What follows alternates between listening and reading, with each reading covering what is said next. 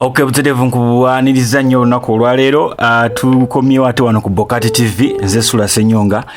Tubadde tukola follow up ku story ya Julie Angume eyali mukyala wa omugenzi Martin Angume ku bikwatagana n'omukolo gwe.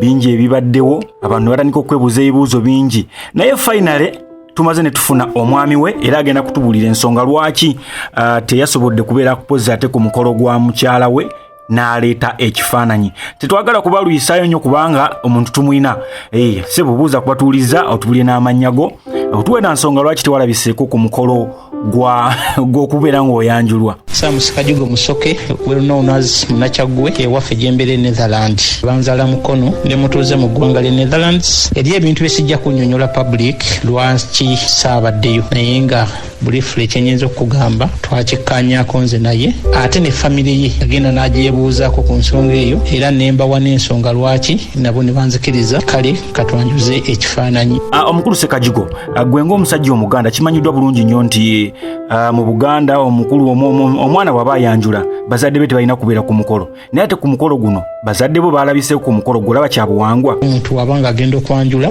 maama we ne taata we tebabeerayo kubanga nze mumanyi nti ennono n'ebyobuwangwa it's part of my life. Ne Netherlands gyembeera ndi Minister for Culture and Sports of the Ugandan Community Netherlands. Nali maze okitegeera nti sijja kubaayo, ensonga lwaki mmange Omumbejja Evelyn Ndagiri namusaba akkirize yaba ayambaza mukyala wange empeta lwange taata wange, naye ne musaba agende abeerewo ku mukolo ogwo ku lwange. Jacqueline yayambaza omugole ekimuli ng'ayambibwako muto wange Sister Rita. Kitali kya bulijjo uncle wange eyabadde bestimani wange 99% omukolo gwo gwabadde covered by my family. Ssekajugo waliwo ebitambula bigamba nti Naalongo mukyala wo gwe wayawukanya naye nti yabadde alina enteekateeka y'okubeera mpozi ng'ate alinnya eggere mu mukolo guno. Yensonga lwaki gwe weekwese n'ogamba siiswalire wano eno, kituufu? Ekibuuzo kiba kyembuuziza bangi nti omukyala nina omukyala eyabadde agenda okulinnya eggere mu mukolo gwe gutabeerayo. Ansa eri nno, ansa eri vere nno.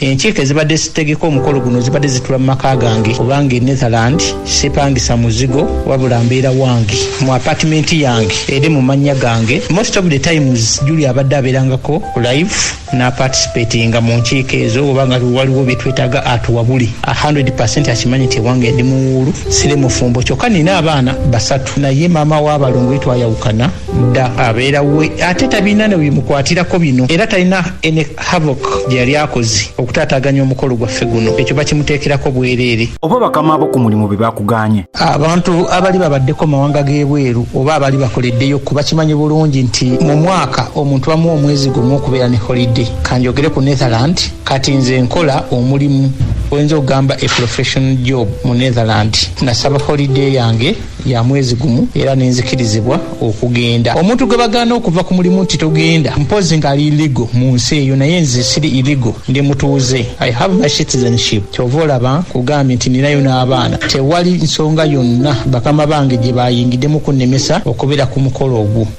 Mwami Ssekajugo, lwaki entambula zo si nambulukufu?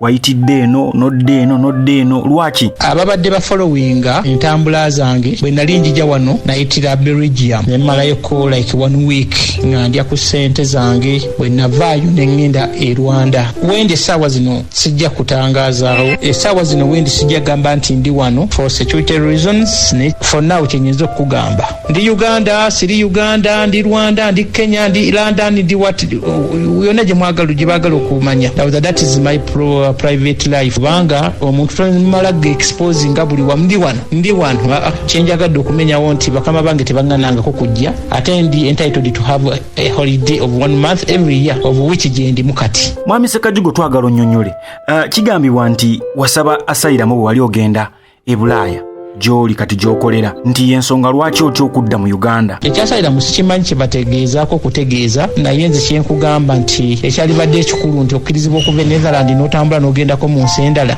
nga bwe nkugambye siri legal oba am legally living there. Ate ekirungi nti nina ne media houses zenkolagana nazo nnyo wano abamanyi omulimu gwenkola petition bangi bajja mu Netherland, abamu babeera na wange bwanga bazze ayagala okumanya ebikwata ku nze Ssekajugo abeerawo e Netherland ali biki osobola okubuuza okubuuza kansala Muhammad Segirinya kubanga ye bw'abazzeeko mu holiday mu Europe okulya ku ssente embeera nnyo naye ewaka ewange asobola okubabulira ebisingawo. Ssekajjugo kigambibwa oba kimanyiddwa nti omuntu yenna abeera mpozi atudde mu ntebe yabeera omwami nga yawasizza omukyalo oyo era kubanga yakuba n'ebirayiro eri mu bazadde kati ku sayidi yo muganda wo ye yatudde mu kifo kyo era ye yakoze ebirayiro gwe by'olina okukola kitegeeza ye yawesizza Julie Angume. Ekifaananyi nze nabadde ku kifaananyi ekifaananyi kya representinze the real Sam kubanga nze nabaddeyo ku kifaananyi si mulala kitegeeza nze ate kitegeerekeka ensi ekyuse nnyo biva mu biri bye twalingamu abantu edda tebayanjuzanga bifaananyi abantu edda balinga tebatambula gwe kyalinga very rare ebyobuwangwa tebitandise ku mulembe guno omutebi byatandika dda mu myaka gy'edda eyo naye golowooza abantu bedda bavanga muno ne bagenda mu Europe